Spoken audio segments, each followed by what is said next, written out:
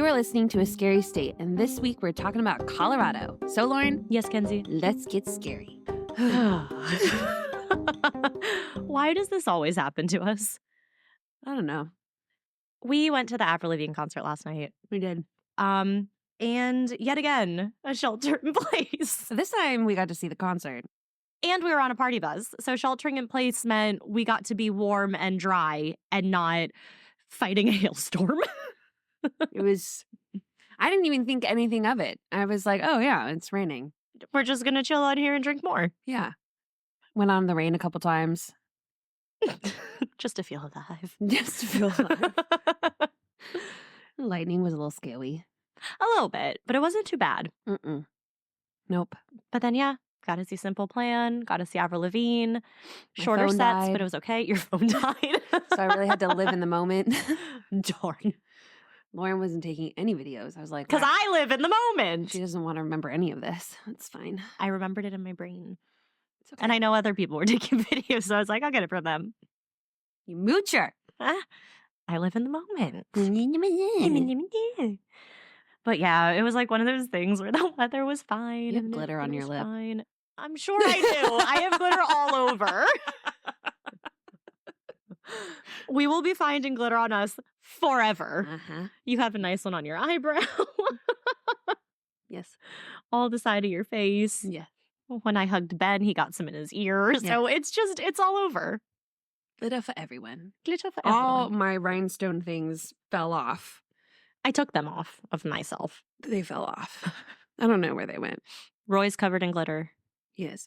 I bet one day I'm going to see him with like a little rhinestone on his face, one of yours that he found. No, I lost them all at the concert. Oh, at the concert. I did not have them by the time we got back on the bus. We should put a hair extension on him. We should. One of the pink ones. Absolutely. Stay tuned. Oh, well, that was great. It was a great concert. It was a good concert. It was very nostalgic. It was. We bought those tickets back in frickin' April. Yeah. It was like, my childhood. Ah. It was really cool. And I always love when you like hadn't heard a song in years and then they play it and you're like, oh my God, I know every word. Yeah. Or the songs where you and I look at each other. Do you know this one? Nope. Nope. Do you know? Nope. We still bebopped. We did bebop. You gotta bebop. You gotta bebop. All right. Should we jump into Colorado then? Yes. How high do you want to climb? Not very high. More than 60 peaks stand higher than 12,000 feet in Colorado's Rocky Mountain National Park. Those peaks help qualify this 415 square mile park, where altitudes range from 7,500 to more than 14,000 feet, as the highest national park in the United States. The ride along Trail Ridge Road, the highest in a national park, takes you to the land above the trees, an alpine tundra that starts above 11,000 feet. That is interesting. Trees can't grow here, and plants are often dwarfed, yet animals include elk, bobcats, and bighorn sheep roam the high grounds. Whenever I watch those animal nature documentaries, and they are, in the mountains, and those goats are, Oh, like on the ledge? oh my God, it gives me so much anxiety. That's what they do. It's what they do best. I know, but I'm like, you're gonna fall. You don't have any thumbs. There are 350 miles of trails throughout the park. The trail to the pristine waters of Alberta Falls make for an easy hike. For more strenuous hiking, head to Flat Top Mountain, at least 12,000 feet, or Estes Cone, 11,000 feet. I hiked in Estes Park at one point. Don't remember what part of it, but it was very fun. And it was September, and we were like taking the bus up to the top, and it's snowing. And we're like, oh my God, it is September.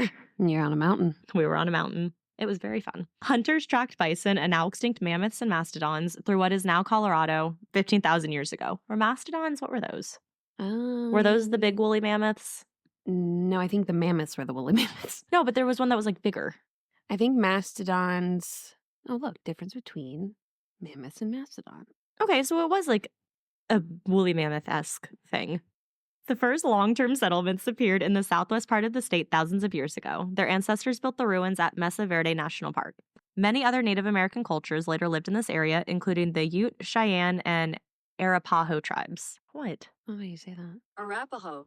Arapaho. Why did we talked about them last time too? Yep. Yep. The Rocky Mountains cover most of the western part of the state. This mountain range stretches from New Mexico into Canada, but Colorado is home to the tallest peak, Mount Elbert, 14,440 feet above sea level. Oil, coal, and natural gas are all mined here, but Colorado also generates solar and wind energy. Wind accounts for about 13% of the total electricity produced in Colorado. That's actually pretty impressive. Yeah, it's crazy how much we could totally get rid of coal and fossil fuels by wind and solar power and water. Joe can talk to you for hours about solar power. He loves solar power things. I mean, it's getting like paid back. Yeah, well, in Virginia, you can get, if you do solar power, you can get your price down to like paying $7 a month. Yep. In Maryland, they will pay you back for like whatever you're saving, which is like really cool. It's a huge investment. Like it's really expensive up front, but over time you save money. For sure. And, you know, anytime someone's like, oh, it's way too expensive to do, I'm like, you know who made up these prices? Right. People. You know who can change them? People. Colorado has the highest average elevation of any U.S. state. Its capital, Denver, is nicknamed the Mile High City because it sits at 5,280 feet above sea level, exactly 1 mile. Oh, and the whole like getting drunk faster or hungover, being more hungover is not. I felt just as hungover. I don't think it's the hangover. I think it's the drunk faster. Well, I didn't feel like, I mean. It's because your blood is thinner up higher. And so if you drink less, you can feel more drunk. I don't know. It all felt the same to me. I feel like once you hit a certain number, you're just going to feel how you feel. The Continental Divide, a natural boundary that separates North America's river systems, is in Colorado. Water that falls west of the divide flows to the Pacific Ocean. Water that falls to the east heads to the Atlantic Ocean. That's cool. Mm-hmm. The mountainous area of Colorado is 6 times the size of Switzerland and contains 9,600 miles of fishing streams, 2,850 lakes, and over 1,000 peaks that are at least 2 miles high. What does this mean, Mackenzie? Is you could take the mountains of Colorado and the mountains of Switzerland and put 6 of them in Colorado. I love when you get it wrong. You know, you technically started this because you were over-explaining what it meant. So really, this is all making fun of you. Colorado contains 75% of the land area of the United States with an altitude over 10,000 feet. The United States has a total of 91 14ers, mountain peaks over 14,000 feet. 56 of them are in Colorado. Impressive. The Colorado Trail is a 500-mile-long hiking trail from Durango to Denver, crossing 8 mountain ranges, 7 national forests, 6 wilderness areas, and 5 river systems. That's crazy. It was on top of Pikes Peak, another Colorado 14er, in 1893 that Catherine Lee Bates was inspired to write the words to America the Beautiful. Oh, that makes sense. You think Kathy Bates is related? I don't know. I don't know. For a second, I was wondering if it was going to be something. I knew it wasn't going to be about Kathy Bates because it was in 1893. But I was like, where are we going with this one? The highest paved road in North America is the road to Mount Evans, a Colorado 14er, off I-70 from Idaho Springs. The road climbs up to 14,258 feet above sea level. Leadville is the highest incorporated city in the U.S. at 10,430 feet above sea level. So, shit's up high in Colorado. Yeah. I did like Colorado. I would like to go back. Oh, Colorado is beautiful. We still have to do our thing where we go see a movie at Red Rock, or a concert at Red Rocks. We do both. I don't know if they show movies there, but I'd prefer to see a concert. Same. Oh, there's a bug on the ceiling. God, I hate when you fucking do that. Sorry, it moved. It was in another spot, but you didn't see me look when it was in the other spot. Oh my God, the other day there was a bug on the ceiling and I told Joe to kill it, obviously. And he does this thing where he goes at them so slowly. And I'm like, don't go at them slow. You got to speed trap them. So he went really, really slow. Well, then it fell. So he screamed. And then it was on his hand. So he screamed. And then the spider was loose in our house. Sounds like you should have done it. No. And Richie finds these I'm sure you've seen them. They're like the cricket spiders. Oh my God. He finds them all the time downstairs. Oh, I hate them so much. There's like a dead one on the stairs that I hate. Oh God, I hate bugs. This is. Oh my God, remember the spider yesterday? And you were taking your sweet ass time trying to get that door unlocked. I wanted to make sure that his web didn't extend past where I had to walk, and that if I stepped, what if you had knocked it? You would have knocked it down. That spider would have moved, and we would have all been eaten. I would have screamed. You would have all been eaten. I'm not kidding. I have never seen a spider that big. I don't look hard enough. It was like the light from the. Oh, I remember. I was there. I saw it. And it was just showing the true massiveness of this spider.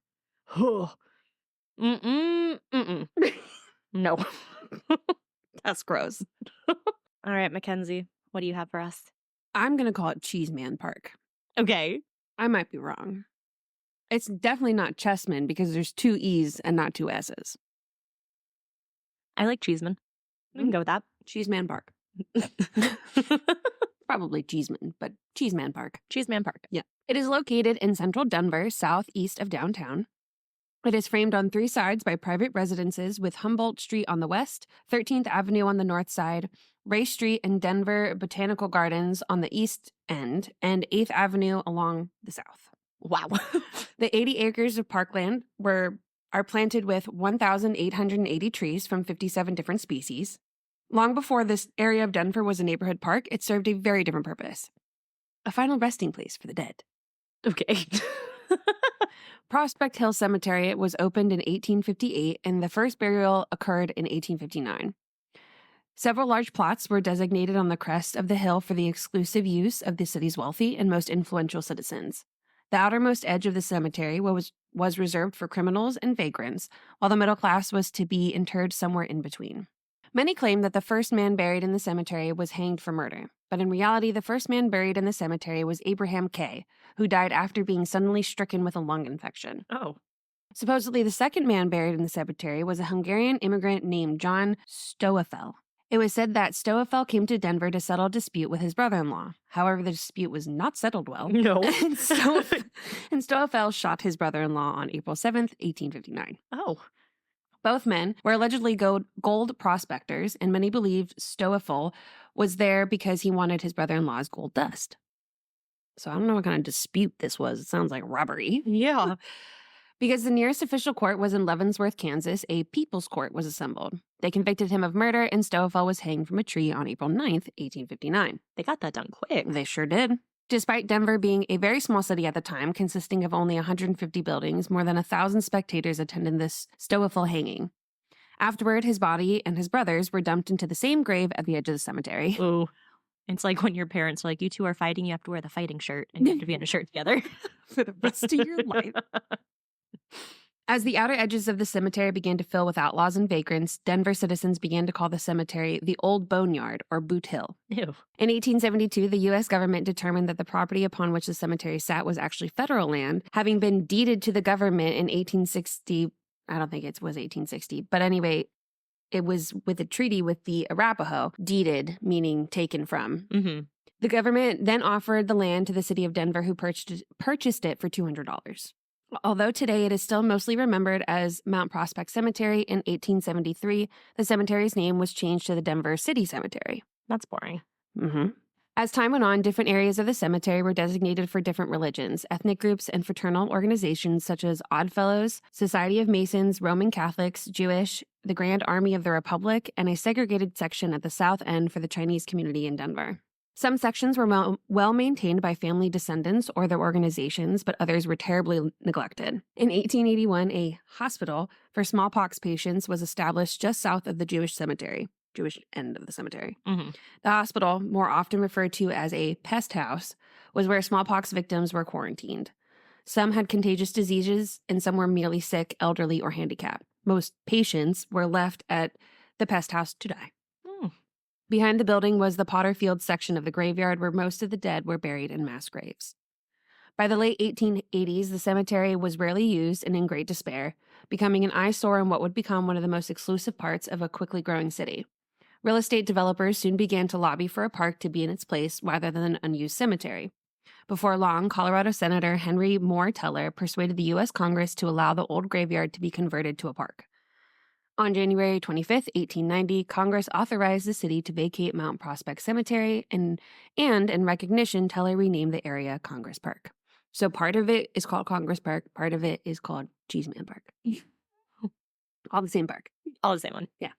Families were given 90 days to remove the remains of their departed to other locations. Oh my gosh. Which does not seem like a long time. That's not a long time at all. Like, those who could afford it began to transfer the bodies to other cemeteries throughout the city. See, that's not fair. It should be the cemetery has to pay for it because you already paid to be there. Oh, don't worry. It gets worse. Oh, of course it does. I'm not talking about this park because it's happy.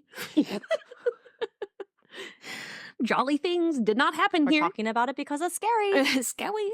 It's not good. Not good. Not good. Due to the many graves in the Roman Catholic section, Mayor Bates sold the 40-acre area to the Archdiocese and named it Mount Calvary Cemetery. So at the beginning, parts of the park were kept to cemetery. Okay. And what will end up happening is as time went on, Mm-hmm. those parts even were turned to park Gotcha. space. Yep. Okay. With moving the cemetery still, or just kind of burying it, or like plowing over it? Okay. The Chinese section of the graveyard was placed in the hands of a large population of Chinese who lived in the Hop Alley section of Denver. Most of these bodies were removed and shipped to their homeland in China. Okay. Majority of the bodies that had been buried in the park were the vagrants and criminals who either had no family to claim them or the money to move them. Mm-hmm. The city of Denver awarded a contract to remove the rest of the remains to Undertaker E.P. McGovern.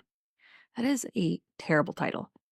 E.P. McGovern? No, Undertaker. Undertaker? I think it sounds kind of cool. It's like kind of intimidating. I like mortician. That sounds very elegant. Exactly. Undertaker sounds like I'm going to go out into the cemetery and I'm going to dig things. A mortician sounds like, you're going to come to my shop. Correct.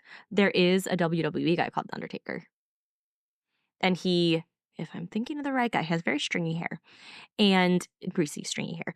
And he like walks on with like a lamp, like a lantern, Mm-hmm. which just really fits into my whole like perception of what Undertaker is. Right, which is why I like mortician better. McGovern would be given $1.90 for each coffin, and there were roughly 5,000 unclaimed bodies. Oh my So God. that would be about $9,500. And in today's money, that'd be $332,014.44. For him to do what? So for each coffin that Right. he had, he would get $1.90 for. Oh, okay. So if it's, let's say there are 5,000 bodies, Right. and each one of them gets their own coffin, that's about $9,500. Dang. Today, it'd be $300,000. Wow. The grisly work started on March 14th, 1893, while an assorted audience of curious onlookers and reporters came and went. I would 100% be looking. I was just going to ask you when you said the other thing where like 1,000 people came to watch the hanging. Like, would we be those people who would go watch it? Not that. But the other thing? I would probably go just check it out and see what it looked like. Probably. Like, especially because it sounds like not all of these people were already buried in a coffin. So that was the other part too. For the first few days, the transfers went as expected, but McGovern wasn't satisfied with the profit that he was going to make and found a way to make a much larger profit. Of course he did. Rather than utilizing full-size coffins for adults, Oh no. he used child-sized caskets that were just 1 foot by 3.5 feet long. So one can assume that a full-grown adult cannot fit. One source claims that this was done at least partially because of a coffin shortage caused by a mining accident in Utah, but most of it was because McGovern was a greedy asshole. Right. Hacking up the bodies, McGovern my God. sometimes used as many as 3 caskets for one body. Sir, Mm-hmm. make it all into one. No, he can't. He gets $1.90 Right. per coffin. Right. So now he's got 3 more Oh my God. for one person. In their haste, body parts and bones were literally strewn everywhere in a disorganized mess. In this disorganized mess, souvenir hunters began to loot the open graves and coffins. Oh my God. When the Denver Republican got hold of the story, its headline proclaimed on March 19th, 1893, the work of ghouls, which I thought was great given that it's a cemetery. Yeah. The article described in detail McGovern's practice of hacking up what were sometimes intact remains of the dead and stuffing them into undersized boxes. The article described the scene like this, quote, "The line of desecrated graves at the southern boundary of the cemetery sickened and horrified everybody by the appearance they presented. Around their edges were piled broken coffins, rent and tattered shrouds, and fragments of clothing that had been torn from the dead bodies. All were trampled into the ground by the footsteps of the gravediggers like rejected junk." Oh my gosh. The health commissioner immediately began investigating the matter, so Mayor Rogers terminated the contract. Afterward, the city built a temporary wooden fence around the cemetery, leaving it in shambles with open holes still displayed. Though numerous graves had not yet been reached and others sat exposed, a new contract for moving the bodies was never awarded. The park was finally completed in 1907 without moving the rest of the bodies. 2 years later, in 1909, Gladys Cheesman Evans and her mother, Mrs. Walter S. Cheesman, donated a marble pavilion in memory of Denver pioneer Walter Cheesman. Jeez. The donation was conditional that part of the park be designated as Cheesman Park, hence why we have Cheesman Park. A valid request. The pavilion does continue to stand today. In 1923, the bodies from the Hebrew burial ground were removed to other sites, and the cemetery returned to the city, where it currently serves as the reservoir in Congress Park. So there's one section gone. The section once used as a Chinese cemetery was used as the city tree and shrub nursery until 1930, when a Works Project Administration project converted it into an addition to Congress Park. Those were like after the Great Depression, and we needed people to have jobs. They did a lot of these work projects for roads, bridges, parks. Okay. To give people a job. In 1950, the Catholic Church moved the remains of those interred in the Mount Calvary Cemetery and sold the land back to the city. So now... Calvary. Thank you. Sorry. That. So another section gone. Yeah. The land is now the location of Denver's Botanical Gardens. The vast majority of present-day Cheesman Park was mostly the Protestant portion of the old cemetery. A residential community separates Cheesman from the Congress Park. It is said that an estimated 2,000 bodies remain buried in Cheesman Park. In November 2008, during initial construction of a new parking structure for the Denver Botanic Gardens, human bones and parts of coffins were unearthed. The bodies were removed and buried in a different cemetery, and construction was allowed to continue on the restoration of the park. This would include replanting many trees lost over the years, removing obstruction vegetation, and restoring the parkway to the original Figure 8 design. Additionally, parts of the Cheesman Memorial, like the retaining walls, fountains, and staircases, would be included in the restoration. And the most recent find was in 2010 during irrigation work at the park, when workers uncovered 4 skeletons near the park's pavilion. Oh. Because there's the bodies. Yeah. They're still there. So it's no surprise that the spirits of the forgotten and sometimes desecrated bodies continue to make their presence known at Cheesman Park and the surrounding neighborhood. Stop doing that. I can't see the bug anymore. It's gone. I know, which makes it even scarier. It was a small bug. That just makes it scarier. It's over there. Oh, where? Above the pole. Oh. The pole was blocking my view of it. Oh, there you go. Thank you. Strange things began to happen as soon as bodies started to be removed in 1893. Well, duh. Jim Astor was a grave digger who had been looting the graves as he moved the bodies. One day, Astor claimed to feel a ghost touch his shoulders. He immediately ran from the graveyard and did not return to work the next day. Residences surrounding the park reported sad and confused-looking spirits knocking on their doors and windows. Oh! They could also hear the sounds of moans coming from the open graves. Oh. Even today, dozens of tales continue to be told of paranormal activities happening in the park. Many visitors say they get unexplainable feelings of sadness or dread. People have said they can still hear whispers and moans coming from the fields that were once the open graves. Children have been seen playing in the park at night before they mysteriously disappear. Others have said to see a woman singing to herself before subtly vanishing. It is said that on some moonlit nights, the outlines of old graves can still be seen. Others have claimed that after lying on the grass, they found it difficult to get up, as if unseen forces were restraining them. Oh, I don't like that. Many reports tell of strange shadows and misty figures wandering through the park in confusion. Supposedly, the horror film The Changeling was inspired by the paranormal activity the writer experienced while living in a mansion in Oh my Cheesman God. Park. Rocky Mountain Paranormal accepted entries from people who had their own experiences in the park. Someone by the name of Francis wrote in saying, quote, "Hello, I notice you have a request on your website for people to write to you about strange experiences they've had in Cheesman Park." Right to the point. I hope this is the correct address to email. I don't really need help, but I do need to tell this story, even though it's not all that dramatic. This past Memorial Day, I think I'm going to say it was maybe like 2006-ish. Okay. But I'm not sure. 2 days before the full moon, I took a shortcut through the park at about 9:30 at night. At the time, I had not yet learned about the park's history. I had heard it was haunted, but that was not on my mind that night. I followed the narrow dirt path that people have created by cutting across the park at 12th Avenue. I was heading west and about 3/4 of the way across the main grassy part of the park when I walked through a cold spot. I know without a shadow of a doubt that's what it was. It was like walking into a freezer, and a chill went up the back of my neck. I was afraid for an instant that it would keep getting worse and worse and I'd actually freeze. Oh my gosh. I've had chills from fevers, but this was profoundly different. A few feet further along the path, it dissipated and the temperature went back to normal. I've never either believed or not believed in ghosts, and I tend to be on the intellectual and skeptical side, although I don't know if that's intellectual, but that's okay. But I believe in the experience I had that night. I don't like being in the park anymore, even during the day. There is something about it that breaks my heart, especially now that I've learned about what happened here. That's wild. Another person wrote in saying, about a year ago, fall of 2005, my wife and I had just watched a ghost show on television. The paranormal group, which I believe was yours, was trying to get two young ladies to spend the night in the park in a tent. No. It was a very exciting storyline investigation with it all on film. The girls were all giggly and excited. It appeared like they were at an amusement park and not the haunted Cheesman park. Well, it didn't take long and things started to change the girls' moods. Because of this show on the park, I did a little background work to find out more about the park. We were both saddened and abhorred at the sloppy and insensitive way that all of the remaining souls' last resting place was dealt with. So on that fall evening, we got up the courage to go see for ourselves. I would never watch a ghost show and then be encouraged to go see it. Yeah, no. Partly out of curiosity and partly, would we see a ghost? Mainly out of sadness and feeling bad for the abandoned grave sites. We parked and started walking. We could definitely feel numerous ruts and indentations everywhere we walked. Some so deep that in the dark, even with flashlights, at least I almost tripped to the ground more than once. Like looking for a needle in a haystack, we had the notion to try and find where the girls in the tent had been.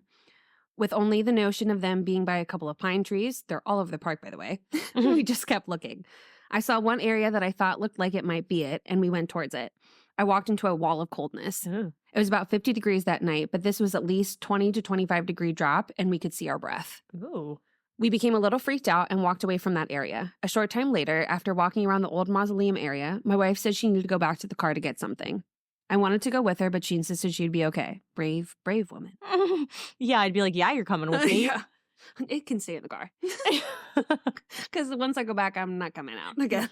I have my braveness now. Yeah. If I go back, it's gone. She was in view of me and just a sprint away anyhow. After about 10 minutes, she got back to me and started walking again. All of a sudden, she jerked on my arm to stop and looked at me with a look I've never seen on her face before.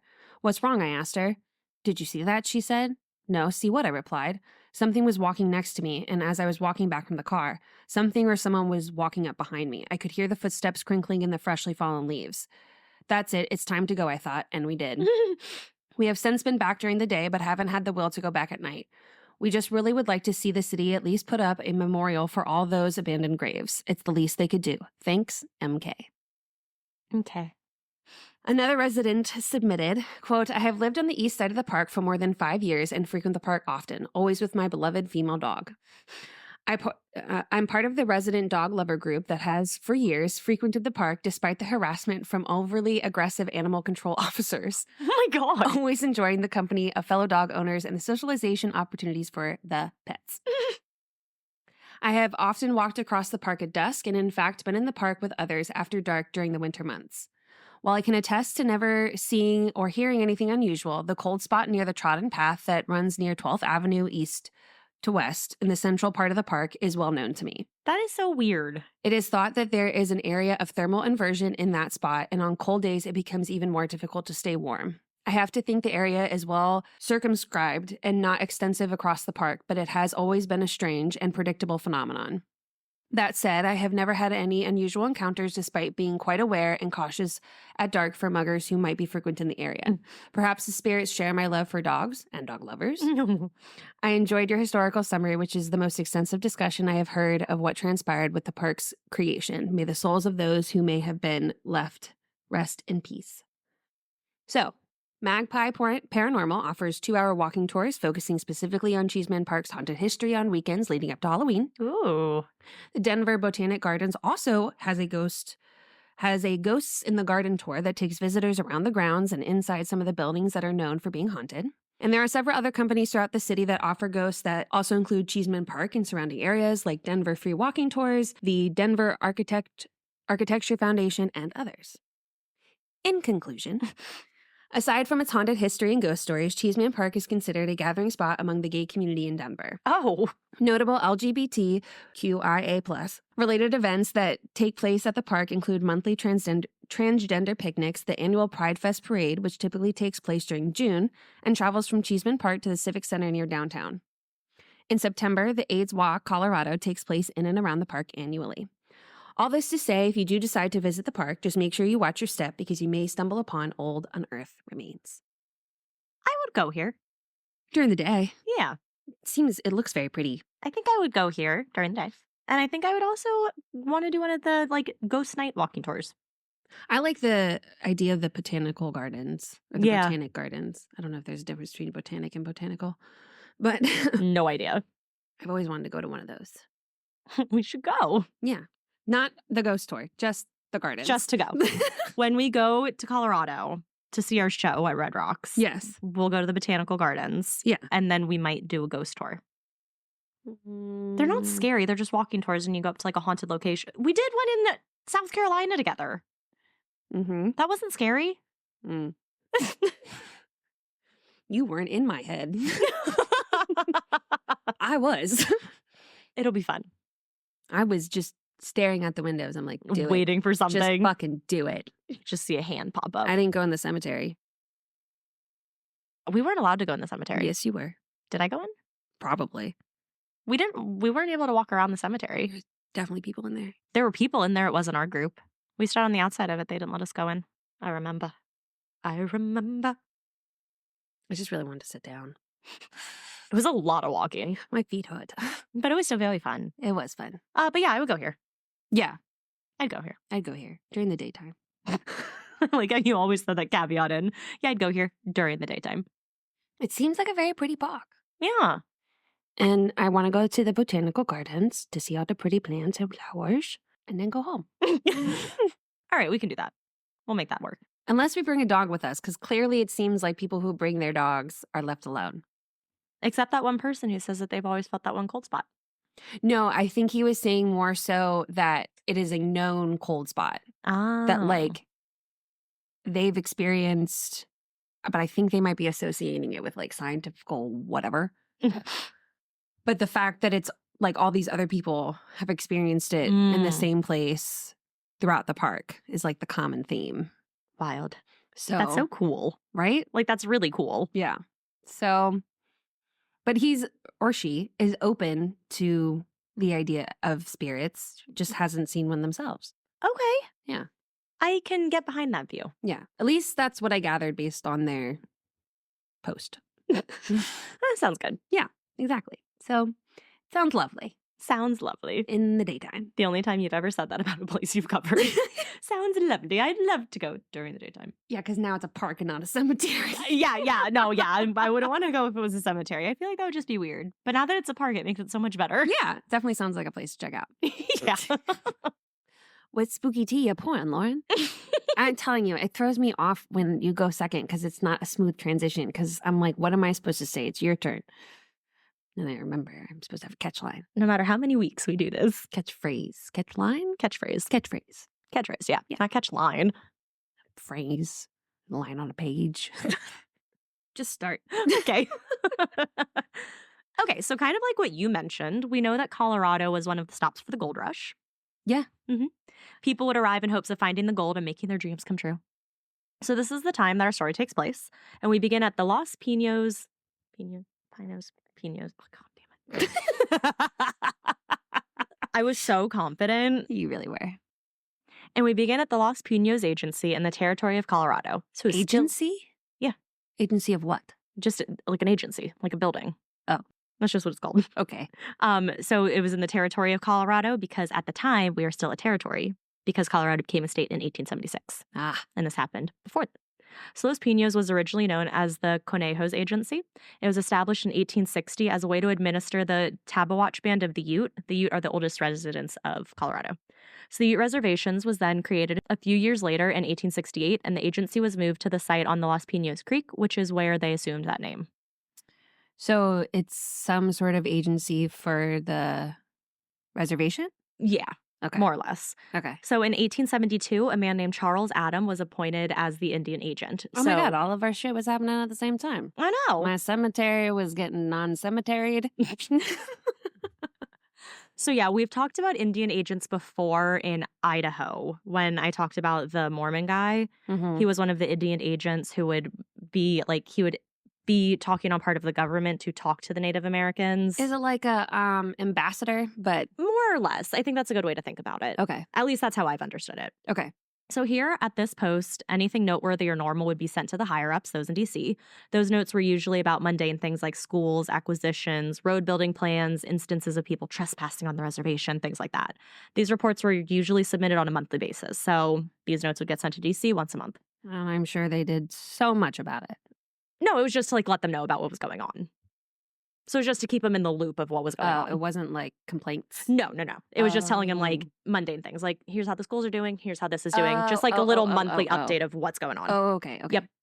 But something happened in 1874 which required a letter to be sent just 5 days after the monthly report had been submitted. The monthly report was sent on May 4th, and this one was sent on May 9th. The letter reported on, quote, circumstances by which 5 men lost their lives on Ute Indian Reservation. So let's back up a bit. It was a normal spring day, April 16th, 1874, when a solo man arrived at the post, the agency. It was called the post. He entered the post as the men of the agency were eating breakfast. Is it like a store? It's just think of a ranger station. Okay. Yeah, something kind of like that. Okay. So the men stood in front of the agent's breakfast and begged for food and shelter. All he had with him was a rifle, knife, steel coffee pot, and satchel. The men jumped up, sat the man down, and got him some food, though he was unable to eat any of it without vomiting. Oh. The man introduced himself as Alferd Packer and said that his digestion had been altered as a result of his prolonged near starvation. First, let's get into who this man was. Why is he starving? I wish his We'll name get was to that. Marvin. What? Said Oh, every- Starvin' Marvin. Mhm. Oh my gosh. Alferd had been born Alfred Greener Packer in Allegheny County, Pennsylvania. Wait. Alferd had been born Oh, Alfred. Alferd. Okay, I missed the ferd. Alferd had been born Alfred. And you decided to add an R? You'll see why. Okay. In Allegheny County, Pennsylvania on January 21st, 1842. Damn, he walked hike. He didn't hike from, that's where he was born. Well, he's got to get to Colorado somehow, and there's definitely no planes. There were other ways to get to places. It still took a while. Probably did, yeah. Yeah. He was one of 3. At some point, he and his family moved to LaGrange County, Indiana. Packer didn't have a close relationship with his family, so in his late teens, he moved to Minnesota and worked as a shoemaker. Minnesota. Oh, Minnesota probably fucking hate that. Oh, I bet. I would fucking hate it if I lived in Minnesota. I think I'd really lean into it. Usually when someone tells me they're from Minnesota, I refrain. Yeah, no, I was like, that's probably not something that you just say to a random person you just met. What, Minnesota? Yeah. You probably not. They'd very quickly be like, we're not friends, So he spent time in the U.S. Army during the American Civil War, but he was eventually honorably discharged due to epilepsy, which did cause seizures. He enlisted again in a cavalry regiment, but was discharged a second time in 1864 for the same reason. He headed west, where over the next 9 years, he worked at numerous jobs, such as being a hunter, wagon teamster, ranch hand, and field worker. He was never able to keep a job for long, though, as his seizures and overall attitudes were problems, which usually led to him being let go. And those who knew him didn't really like him. He was known to have an argumentative personality, he was a pathological liar, and was known to steal things. Oh, goody. He did spend some time working as a guide, like in the woods, expeditions, things like that, but it was soon determined that he was ill-suited for such a role as he was prone to losing his way and getting lost. Just the minimum requirement of the job. Just a little bit. That's so funny. That's the true lying on your application. Yeah, right. Well, he was a pathological liar, so There you go. it all fits. He worked as a miner for a bit in the Colorado Territory, but eventually moved to the Utah Territory.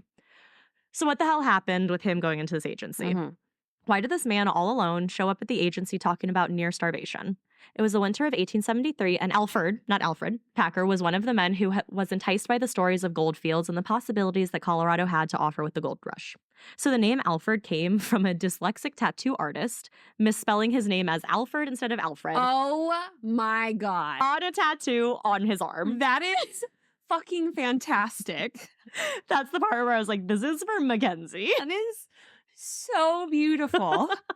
And he really took it in stride. He was amused by this. So he took on the name and it became sort of like an inside joke with him and his friends, but he became Alferd from that point on. That's amazing. So court documents, legal records, Alfred. As a person, Alferd. Oh my God. So like I said, This is the like gold... when I switched the I and the R and tired and tried. Yeah. So the gold rush was a thing. Robert McGrew heard that there was gold to be discovered in Breckenridge, Colorado. That sounds like a Dr. Seuss character. Robert McGrew. Pretty sure that was the guy who owned the zoo. Oh my God. You might be right. So he found a party of 20 men who were ready to make the trip from Salt Lake City to the San Juan Mountains. This is about a 436-mile journey. Jesus. So it's an estimated 8-hour drive in today's time, 161 hours to walk. Nonstop walking would take you about 7 days. That's insane. Just to give you a little estimate. I looked that up the other day. So, fun fact. You know, all of these men were more or less strangers to each other, but nonetheless, they began their expedition in November of 1873. This is when, near Provo, the group encountered a 31-year-old man named Alferd Packer. So he wasn't with the original group? Nope, he finds them near Provo. Okay. And just kind of meets up. So they explained that they were heading to the gold country of the San Juan Mountains. Packer asked if he could join. So he was able to schmoozle his way into the group when he told them that he was an expert guide, a self-proclaimed wilderness guide, and he would join their group as such. He also told the group that he was a prospector and he knew the San Juan Mountains well, and that he would be able to get them to Breckenridge. He even offered the group $25 if he could join, as he had nothing else to contribute. So normally you contribute things like food, horses, wagons, things like that. Sure. He didn't have it. So he's like, here's $25. Like, this is all I can give you. Which probably was a lot then.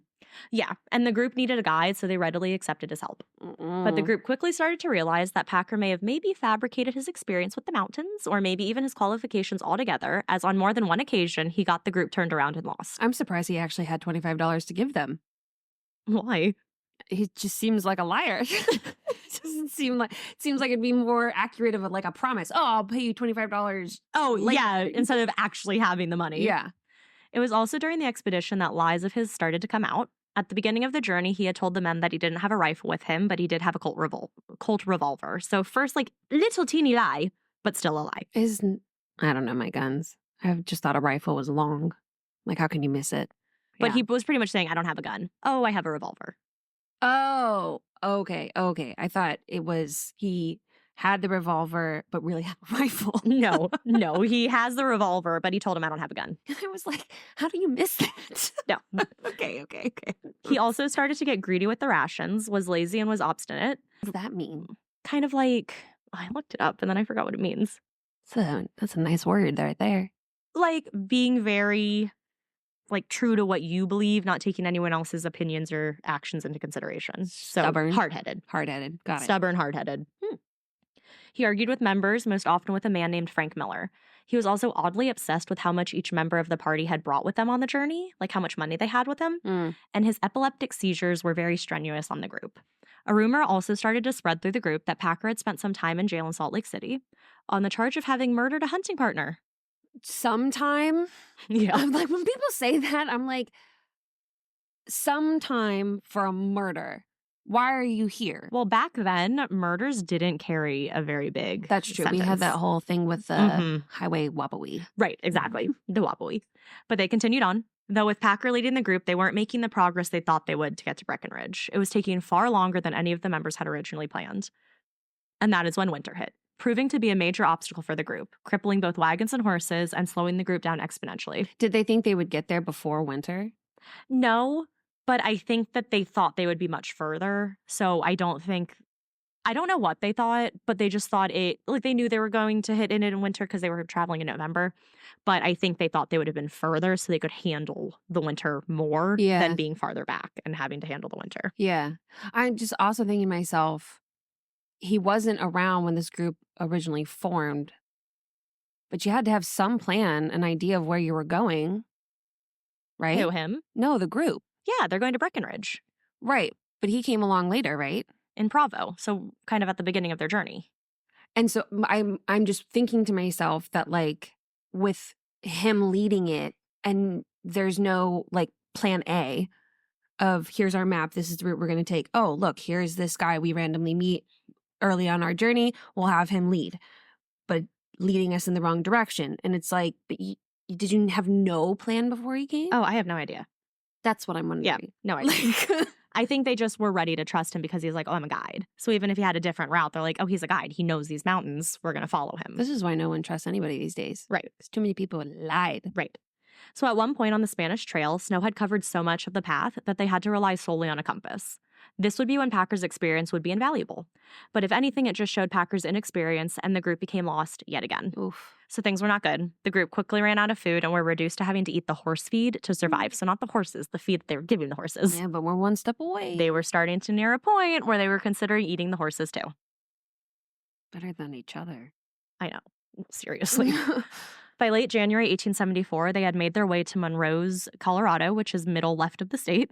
This is where they met Chief Ouray of the Ute tribe at the chief's winter camp. The camp was known as the White Man's Friend. That's good. That's got to be positive. It is. Positive sign. The group was wary and hesitant while approaching the camp, but Chief Ouray took the 21 men in and took care of them. He supplied them with food and lodging, as there was a brutal winter mountain storm raging that the men just weren't equipped enough to handle on their own.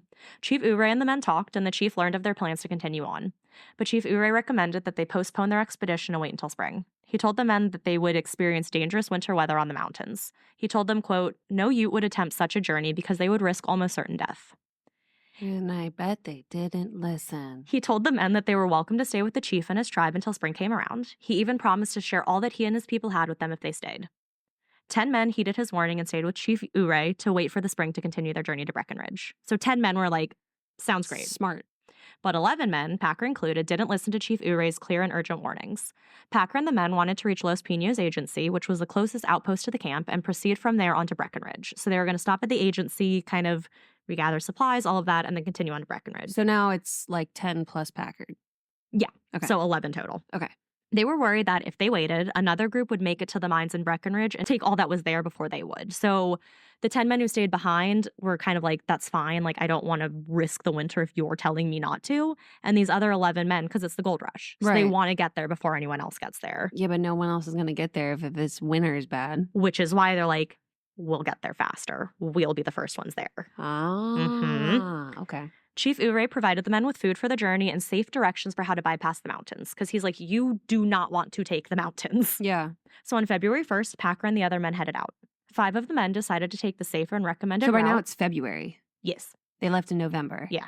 Oh, wow. I don't know how long this trip normally takes, but I assume it's a slow Well, you thing said what, 8 hours to drive. to drive, 7 days nonstop for walking. So That's nonstop. that's nonstop. So you got to think at least 2 to 3 weeks. I have no idea If how you long keep this like whole a thing was going good to take. schedule. But I mean, if they got lost all those times, And that's also if you're walking now. So that's when there's that's like true. roads, paths meant to be more easily walked. Yeah. This, you They know, you might don't have have a had to- highway that you're taking. Yeah, they might have had to spend a day or two somewhere. And if what's Oh, his they're name was- going through the mountains, they're going through the woods. Like, it's gonna take a while. and what's his name got them lost. Right. So it's gonna take a while. Yeah. Like, I feel like the 2 months is par for the course. It's almost 3 at that point. Yeah. So the men decided to take. Which is even crazier. Sorry, which is even crazier because I'm thinking like, oh, it's December, waiting for spring. That's a few months. I get it. But now knowing it's February, Mhm. bruh, you couldn't have waited like a month. I don't know how long they stayed with him, but not very long. So 5 of the men decided to take the safer and recommended route that Chief Ouray had told them about, following the Gunnison River, completely avoiding the San Juan Mountains. This group was being led by Oliver Lautzenheisen. Nice. Thank you. The other group of 6, including Packer, decided to take a shortcut instead. This is like in Finding Nemo. Yeah. Go over, not through. No, go through, not over. So the other 6, including Packer, decided to take a shortcut, one that Packer said he knew about and could guide them through. They still fucking trust him? I know. Morons. Morons. He said this one was a much more direct route to the agency, and he was an expert after all, so why not follow him? Some people just have to die by their own stupidity. Before the group split, Lautzenheiser told Packer that if he were to follow the group, he would shoot him, pretty much saying, I don't want you in my group. If you follow us, you're dead. Hell yeah. Fast forward a bit, the group that took the path that Chief Ouray suggested would be found nearly dead by General Adams' herders near the Gunnison cattle camp. They were taken back to the post and recovered. So they took the better route. And they still didn't make it. Still didn't make. Well, they got saved, but Right. they were But close they to didn't dying. make to the Right. gold. It was February 9th when the group split, so they left on the 1st, Okay. and then they split up as Not they got a little 8 bit days further. later. Yeah, because Okay. as they're traveling, they're like, oh, here's the path, here's the river path. Yeah. And Packer's like, oh, here's the mountain path. Okay. So they split. Yeah.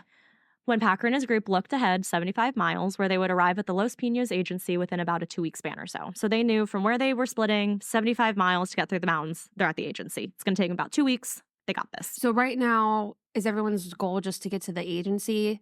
They want to get to the agency because then you can kind of refuel and get everything and then continue on to Breckenridge. Okay, so ideally it's the agency. So those guys did make it.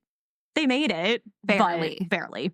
But they could get themselves ready to go for the next part. Yeah. Got it. Okay. The group, besides Packer, consisted of Shannon Wilson Bell, James Humphrey, Frank Butcher Miller, George California Noon, and Israel Swan.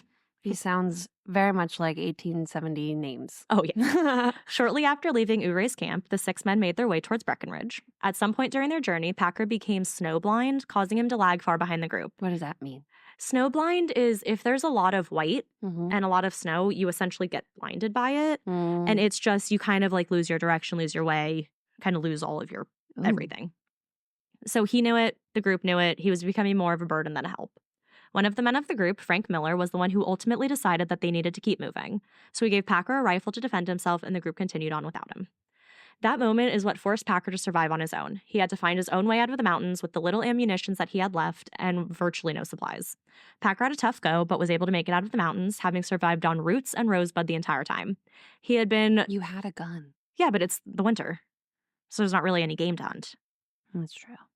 There had been one time, though, where he had to eat his own moccasins for sustenance. Ew. He made it out of the mountains into the agency, but was shocked to have arrived before the 5 men who left and went on without him. So he's shocked that he's there before the guys who left him. Mm-hmm. So now we're back to where we started. Okay. So the men listened to Alferd's entire story, but they found the whole thing kind of odd. Ooh, nice. I like how you did that. That was well done. Thank you, thank That's you. Very nice. Very nice.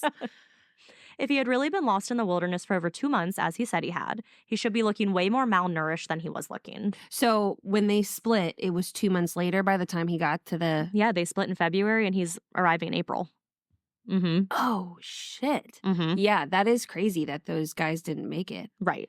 Because they should have made it in 2 weeks. Do we know about the other group that got saved? And like, do we know what happened to them? Like, did they go get the gold? Did they... Oh, We don't no. know. Okay. No, not really. We just know that they're saved. Okay. I will touch on them in a second. Okay. They also said that he should have looked more threadbare, so he should have been very skinny. Yeah, Especially 2 if he's months? 2 months on roots and rosebud. Yeah. Yeah. His face was bloated and his overall physique was far from skeletal. When he first arrived, Adams actually said that Alferd Packer, quote, looked quite fat when he arrived here and was evidently in good health and condition. Interesting. After Packer told his horrid tale to Adams, Packard spent his time in the town lavishly, telling anyone who would listen about what he had gone through in the mountains that winter. So this story that you've just told is his story. Mm-hmm. He was spending money in the town, lots of money. People were starting to notice and were wondering how he had so much. He eventually made his way to the nearby town of Saguache, where he had been planning on getting the materials needed for him to return to Pennsylvania. So at this point, I guess he's just going to go back to where he was born. Well, it sounds like he found something along the way. Yeah, somehow. So Packard stayed in Saguache until a man named Preston Nutter arrived in town. I know.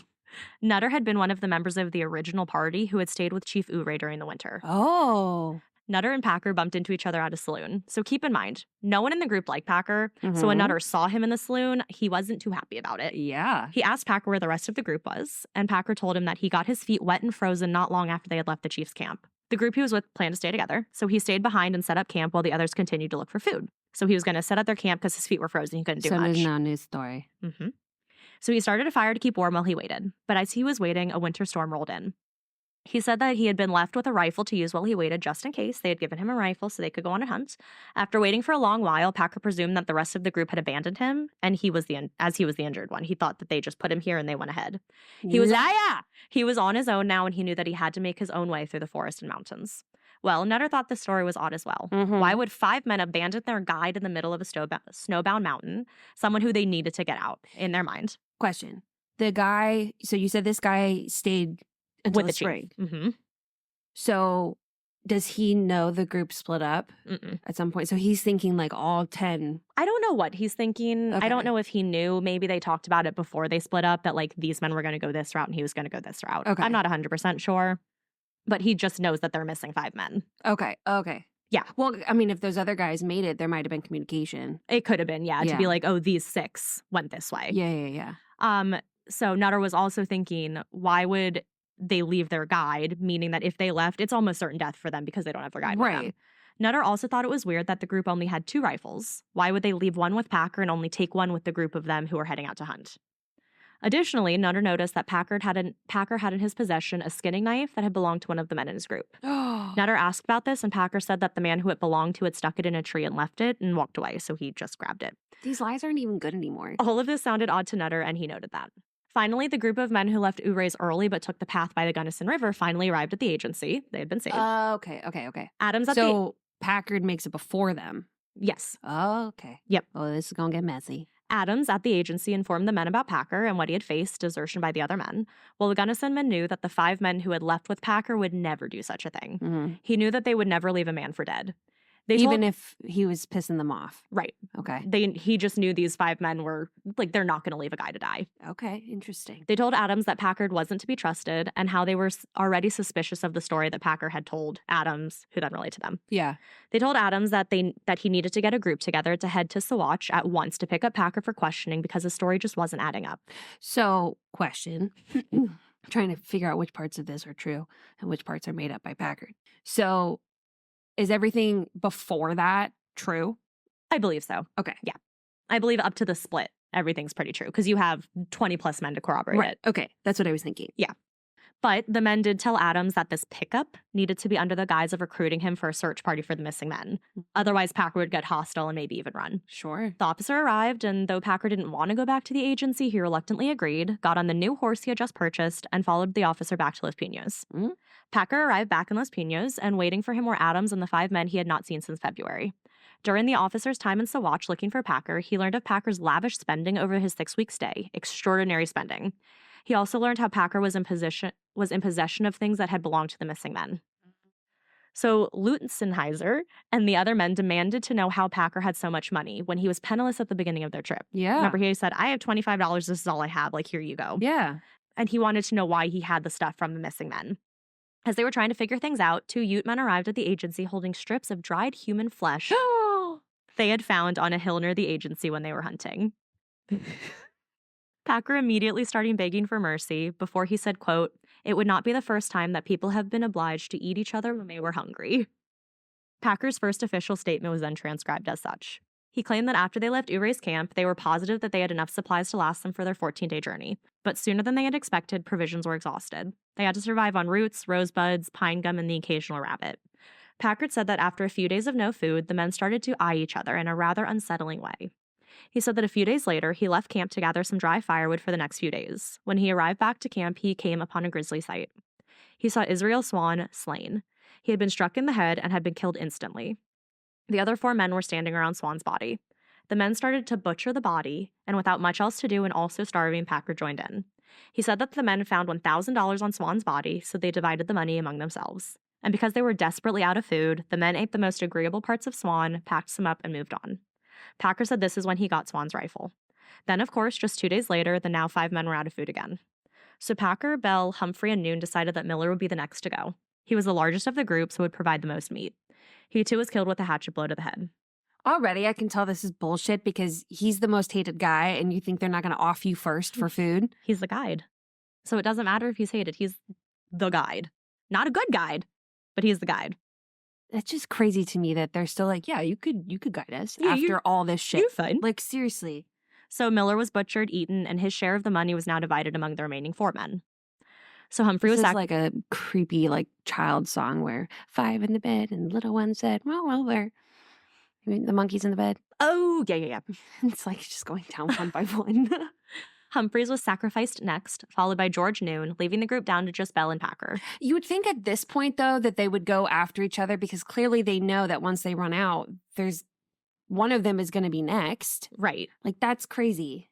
Packer said that the 2 of them swore not to eat each other, that they would make it out together, alive. They agreed together that they would tell anyone that the other 4 men had died from the elements and that they had been buried with dignity, vowing never to speak of the cannibalism. Packer and Bell set up camp, and after a few days, Packer said that Bell snapped and yelled that he couldn't do it anymore. He told Packer that one of them had to die. He grabbed his rifle and sprinted at Packer. He raised the rifle, ready to smash him in the head, but Packer deflected the blow and struck Bell in the head with his hatchet. Fearing death from starvation, Packer butchered and ate Bell, eating as much as he could in preparation for the last leg of his trek, which he knew had to happen. He took the remainder of the money and continued on.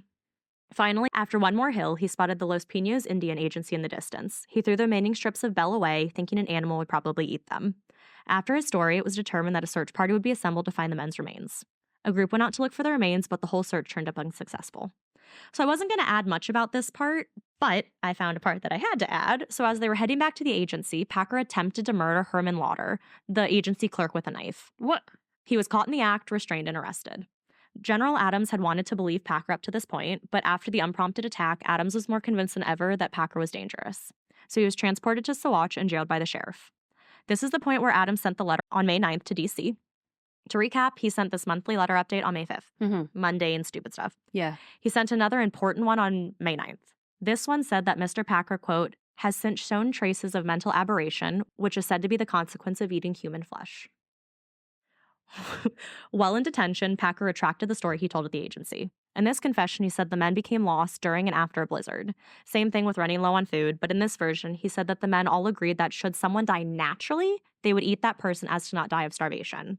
So in this version, Israel Swan was the first to die of hunger and exposure, followed by Humphreys. Then one of the men was killed. So Bell shot California, and then Packer killed Bell. This time, in this story, he shot him with a gun, not with a hatchet. Interesting. On August 8th, 1874, the 5 corpses of Packer's companions were found 2 miles outside of Lake City, Colorado, by a man named John A. Randolph. He actually sketched what he saw, and so we can find the sketch somewhere. He found all bodies at the foot of Slumgullion Pass, 2 miles southwest of Lake City. All together. Southeast of Lake City, yes. The location where the bodies were found were in an area that matched the description that Packer gave of where he killed only Bell. The local coroner and I knew it. the local coroner, that was a hard word to say, and law enforcement, along with 20 volunteers, came to the site to really look for and fully find the bodies of the 5 men. And they were found, but all in various stages of decomposition. So first responders said that from the site, it appeared as if, quote, extreme violence had befallen the men. Frank Miller's head was completely missing. Israel's skull had a large chunk missing out of it. The bodies of Humphrey and Noon had noticeably broken bones and skull injuries. And they're not saying is from animals and things like that. Nope. Okay. They're saying these are clearly from something else. Yeah. There were parts that were animals, but clearly something else. Yeah. All of the torsos were in bad shape, most flayed to some degree. The state of the bodies contradicted Packer's version of events. They were all together in one spot, not scattered across miles. Humphrey and Noon had large bits of flesh and meat left, enough to consume before Bell freaked out about needing food. More evidence showed that the deaths had occurred before supplies were totally exhausted. The search party returned to the makeshift jail Packer was being kept at to discover that he was missing. Oh, God.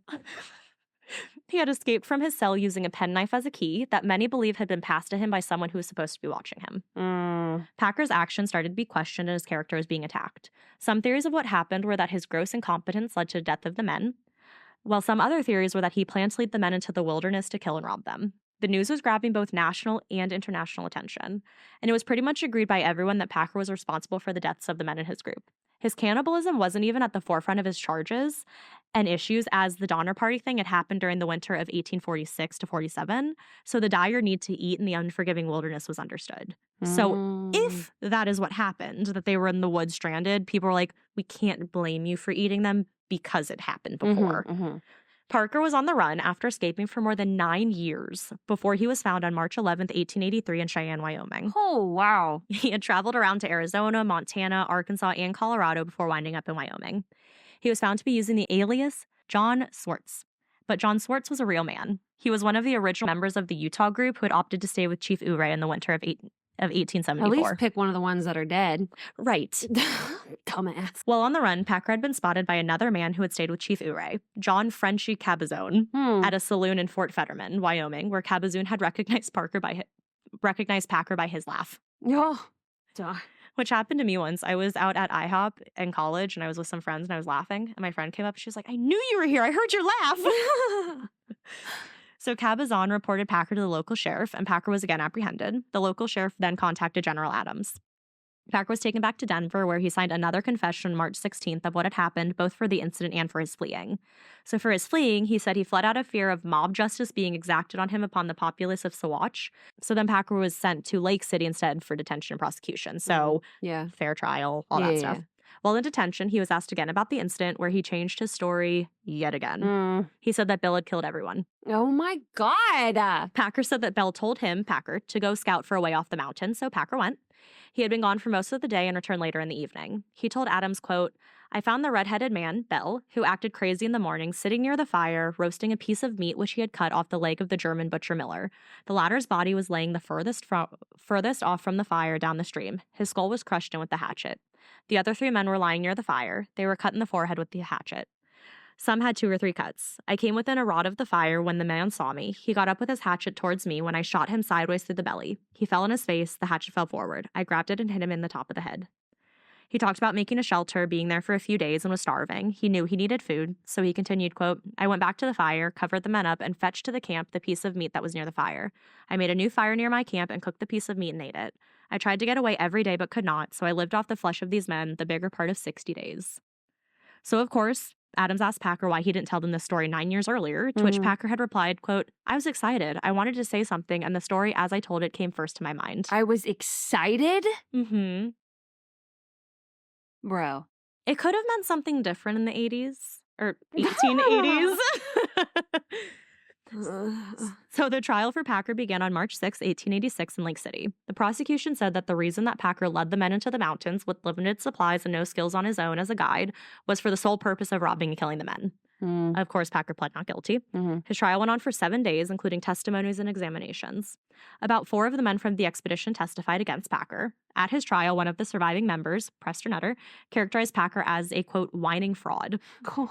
It had been determined that by Swan's remains that there had been a struggle at the time of his death, while the others appeared to have been killed in their sleep. At the end of the trial, he was found guilty for the premeditated murder of Israel Swan. He was sentenced to death by hanging, which was then scheduled for just a month later on May 19th, 1883. The precise time to be between 10 a.m. and 3 p.m. They give times. A local newspaper reported what the presiding judge, M.P. Gary, had said while handing down the sentence. This is what he said. Stand up, ye voracious man-eating son of a bitch, and receive your sentence. When you came to Hinsdale County, there were 7 Democrats.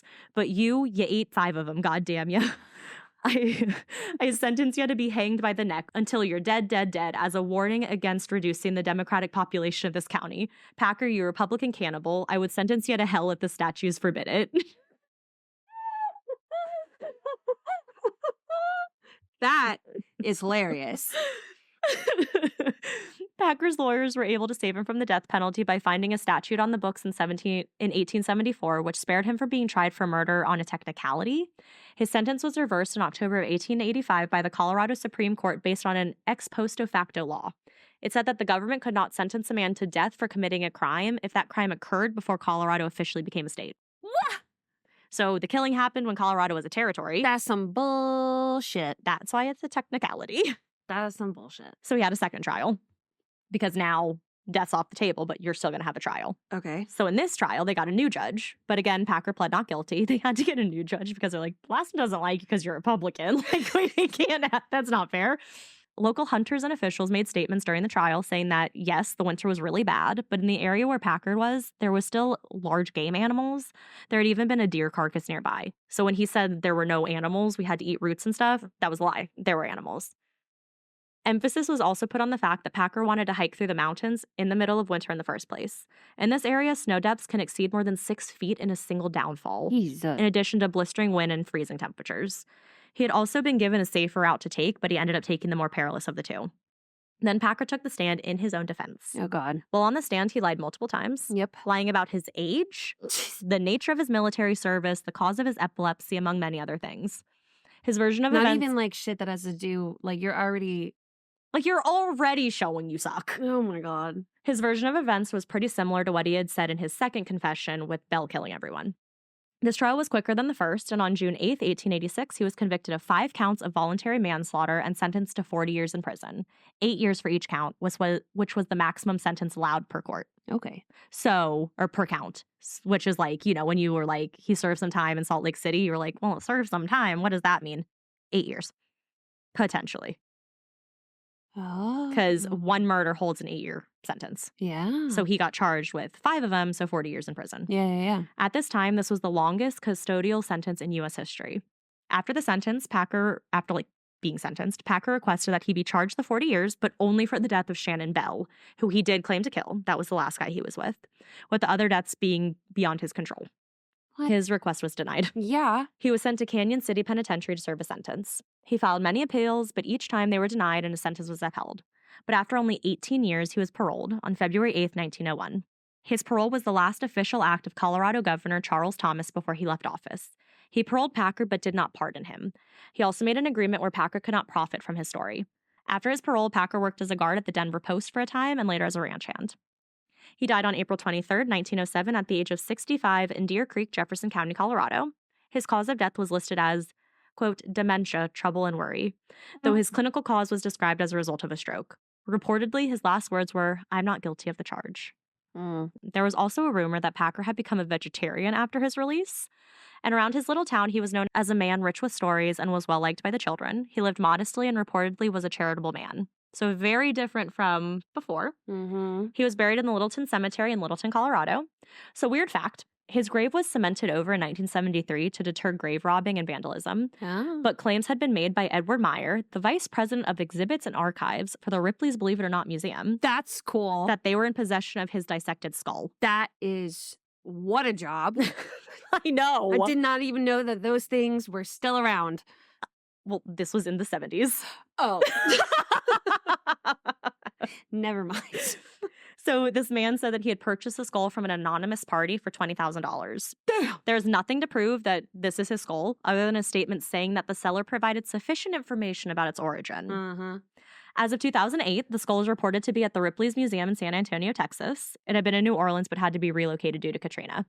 He had become known as the Colorado Cannibal, and to this day, he is one of only 2 or 4 people historically to be convicted or mentioned of cannibalism in the United States. That's crazy. The other was Alferd Fish, who was also a terrifying man. He's icky. Yeah. Anyone with the last name Fish? He was a man who also a cannibal, took children, stuff like that. And I just remember this one thing about Alferd Fish was some podcast I was listening to, said that he walked down the street and dogs started barking at him. Like a dog who was a very, very, very calm dog was barking at this man because dogs know that it's a bad man. They know. In 1993, while in college, Trey Parker, a native of Colorado, wrote, quote, Cannibal the Musical. Oh my God. About Packer. It has since been closed, but at the Denver Wax Museum, there was a depiction of the scene with Packer among his dead companions. And, okay, this is so bad. In 1968, University of Colorado Boulder named their new cafeteria grill the Alferd G. Packer Memorial Grill. Why? Yeah. Want to take a stab? Sorry. I hate you. At the slogan? Have a friend for lunch. You can order the El Cannibal, a beef burger.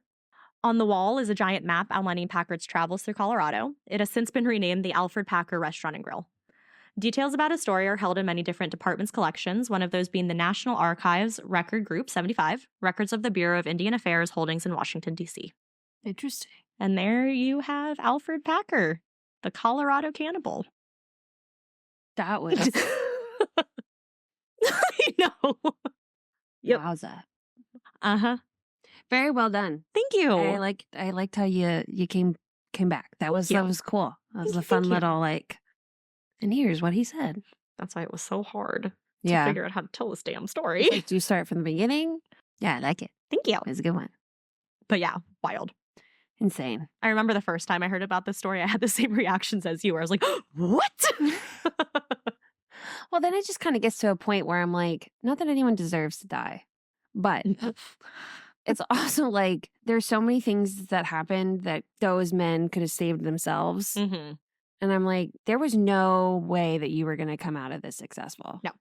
Like whether or not you were killed by a person, by the elements, whatever the fuck it was, you decided to follow the guide that had already for the last 3 months gotten you lost. And also the guide too, who no matter what advice people are giving him, he's not taking. Correct. So the chief is like, stay here. Yes. No. Okay, then take this route. No. Like, don't go through the mountains. No.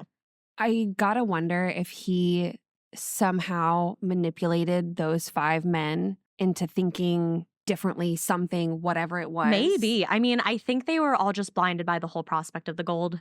Because Packer was like, I can get us there in 2 weeks. Yeah. Like, we go through the mountains, we will get there in 2 weeks. Yeah. And he's like, these 10 men are staying behind, so they're not going to be here till the spring. Those 5 men are taking a different path. It's going to take much longer. I can get us there in 2 weeks. I wonder. So it could if have been a anyone whole in- just blinded by the gold kind of type of thing. like the greed and Mm-hmm. To be like, oh, we'll be the first people in Breckenridge. We'll be the first ones to the mines. Like 2 weeks, I got this. I think I would have stayed with the chief. 100%. You're giving me a warm place to stay for the winter? Yeah. I mean, even that one guy who didn't stay looked at Packard and was like, don't fucking follow us. Right. Don't follow us. And those 5 men still were like, yeah, we'll choose this guy. Right. Like, that's, come I think on. it was a lot of the greed. It was just he's a guide. Bad guide, but he's a guide. He can get us there in 2 weeks. Sounds good.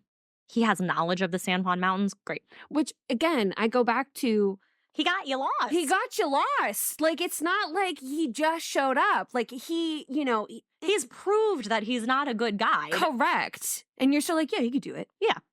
Come on. Yeah. You're stupid. Stupid. But yeah, wild. Yeah. Well, follow us on social media at A Scary State Podcast or A Scary State Pod. Send us an email at ascarystatepodcast@gmail.com. And yeah, that's it. You covered it all. Short, sweet, and to the point. Yeah. Right, so stay scary. Stay safe.